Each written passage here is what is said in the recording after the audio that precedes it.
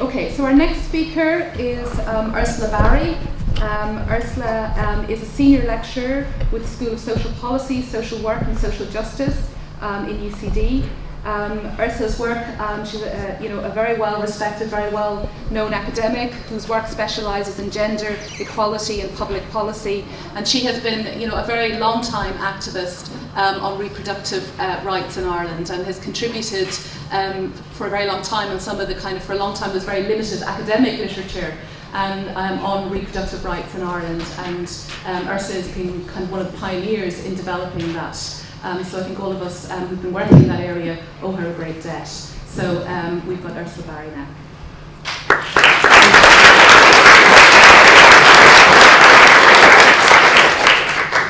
Okay, I'm not going to talk about Ireland today. I'm going to talk about Canada, because Canada is the one country that I think provides a model of what we might look to in terms of what a future situation we're going to like to be involved in. This month, Canada celebrates 25 years since the regulation of abortion was entirely taken out of criminal law, and the regulation is limited to the Canadian Health Act, and that's it. There is no constitutional regulation, there is no criminal law regulation. It's just, somebody was saying about a vacuum. I welcome that vacuum, and in a lot of ways, when I'm looking at what women need nothing in terms of the law. We don't need legislation around abortion. If we do have any framework, it is a medical framework and a health framework. We do not need a legislative framework.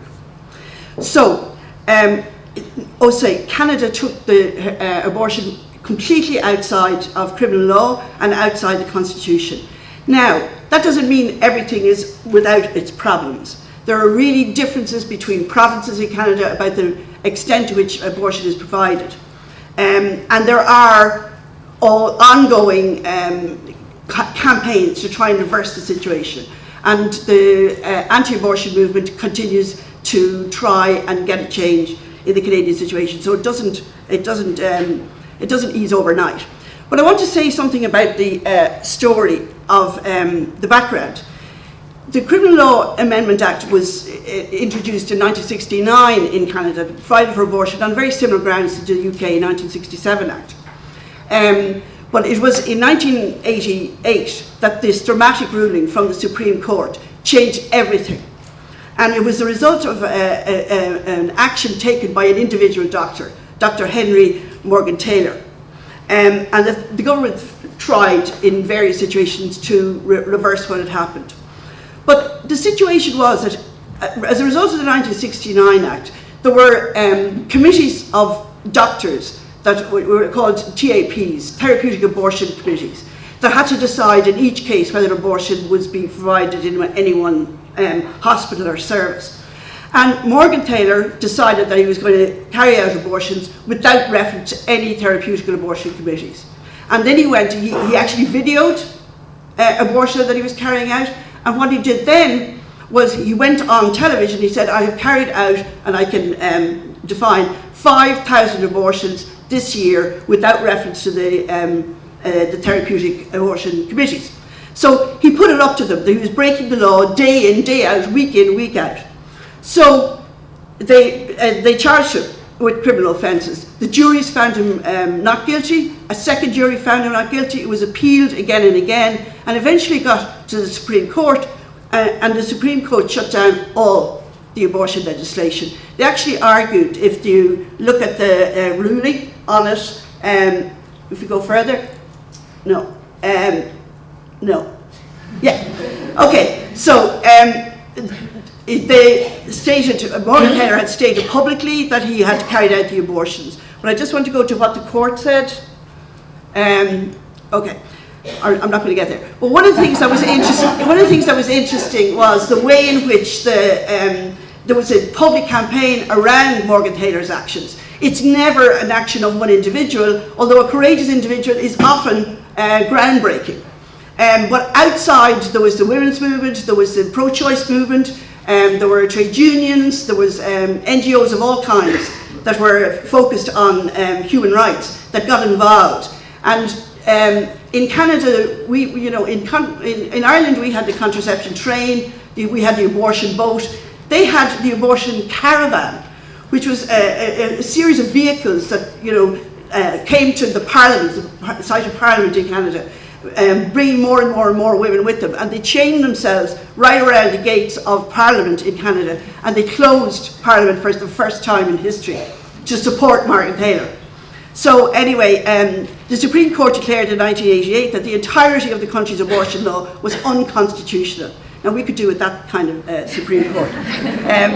Oh yeah, that's what it is. The court noted that forcing women by threat of criminal sanction to carry a fetus to term under a law that asserts that the woman's capacity to reproduce is to be subject not to her own control but that of the state. And that's the basis on which they threw it out. They threw it out because it was forcing a woman, and they threw it out on the basis that the state was trying to control her decision rather than by consent. So essentially they argued that it was a breach of women's right to security of the person, and which is guaranteed under Canada's Charter of Rights and Freedoms. So I suppose I'm appealing to people, don't start looking, as Enda Kenny is talking about some replacement system.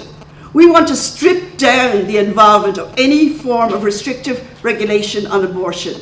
We want to also be able to cite examples such as Canada, to take the fear out of being a non-criminal legislative system. We want to show that it's completely possible and that it would support the interests of women. In fact, the abortion rate in Canada has come very significantly down since the Supreme Court decision was made, and that's because of other kinds of access.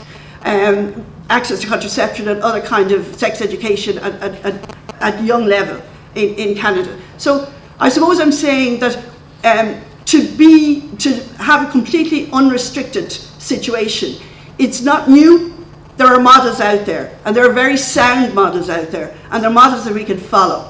And it comes down to the fact, my one worry would be, it would be too much control between the doctor and the woman. But if we have the doctors for choice argument about consent of the patient and patient-centred healthcare, well then we don't have to worry. And in Canada what happened was, you know, about 1/3 of the hospitals carry out abortions, and 2/3 of all abortions are carried out in those 1/3 of hospitals. But there's private clinics that Morgan Taylor was involved with. But the other thing was that doctors declared themselves that they were pro-choice. And more doctors declared themselves. So when we had the unrestricted situation, women knew who to go to get access, because that became public information. It moved into the public domain. And that's a wholly different situation. So I would hope that we would look to that kind of model. Thanks.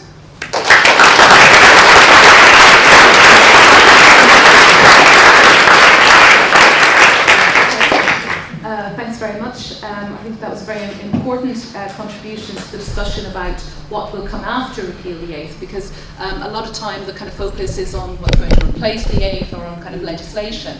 But I think Ursula's made a very powerful argument for a regulatory model that sort of takes this out of criminal law, out of the Constitution, and I think that's something that we need to take very seriously and consider. Okay, so our last speaker now is Mairead Enright. Mairead is a lecturer in law at the University of Kent, and she blogs at humanrights.ie. Hi, thank you very much to Alan and Sinead for giving me an excuse to come home for such an important day. For those of you who are also British affiliated, in case you haven't heard, Jeremy Corbyn is the new leader of the